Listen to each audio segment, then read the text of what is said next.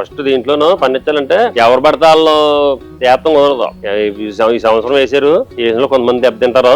నాకు 30 సంవత్సరాల ఎక్స్పీరియన్స్. ఇంకా అలాగా తర్వాత ఇప్పుడు మా అబ్బాయిలు ఉన్నారు. మా అబ్బాయిలు ఈ 2 సంవత్సరాల నుంచి వచ్చారు లైన్ లో. నేను నాకు దగ్గర 70 లక్షలు మిగిలింది. పోయినా అలాగే పోద్ది. పొద్దున్న 3 గంటలు ఎక్కుతాం, రాత్రి 10 వరకు దీంతో పడుతుంటాం. ఊరు పంటలాగా మొక్కజొన్న పంటలాగా ఇంకో పంటలా కుదరదు. ఇది మాకు అరటి గాని, వరి గాని, మొక్కజొన్న గాని ఇంకా అసలు ఏం ఉండవు. మేము ఓన్లీ పొగాకే. మా తాతగారు అయితే మా నాన్నగారికి ఒక బేరని ఇచ్చాడు, దాన్ని ఇన్ని బేరలు చేసాం.